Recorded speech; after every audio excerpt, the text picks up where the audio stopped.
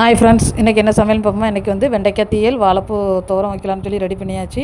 அதனால் வந்து இன்றைக்கி வெண்டைக்காய் தீயல் வைக்கிறதுக்காகவும் வாழைப்பூ தோரம் வைக்க எல்லா காய்கறி எல்லாமே வெட்டி ரெடி பண்ணியாச்சு.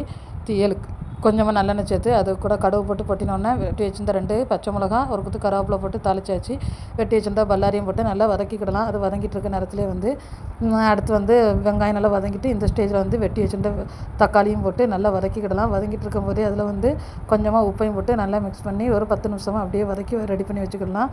அது வதங்கி ரெடி ஆகிட்டு இருக்கட்டு. அதுக்கு முன்னாடி அதுக்கு தேவையான மசாலாவும் நம்ம வந்து அரைச்சி ரெடி பண்ணி வச்சாச்சு. கொஞ்சமாக தேங்காய் எடுத்து மல்லிப்பொடி, வத்தப்பொடி, பெருஞ்சீரகப்பொடி எல்லாம் போட்டு அரைச்சி அதையும் ரெடி பண்ணியாச்சு. புளிக்கரசலும் ரெடி பண்ணியாச்சு.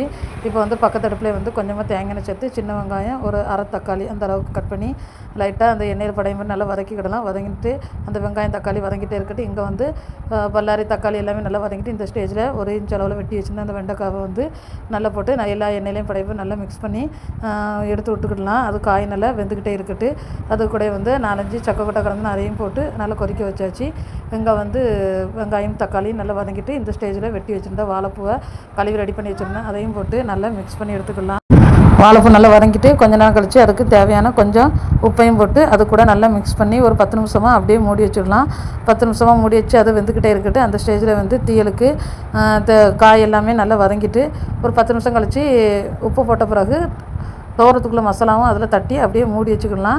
இங்கே ஒரு சைடு காயெல்லாம் வெந்துட்டு இந்த ஸ்டேஜில் அரைச்சி வச்சுருந்த மசாலாயும் ஊற்றி புளிக்கரசலையும் ஊற்றி உங்களுக்கு தேவையான அளவு குழம்புக்கு தண்ணியும் சேர்த்து அதையும் வந்து கொதிக்க விட்டாச்சு. இங்கே வெண்டைக்காய் தீயல் நல்லா கொதிக்குது.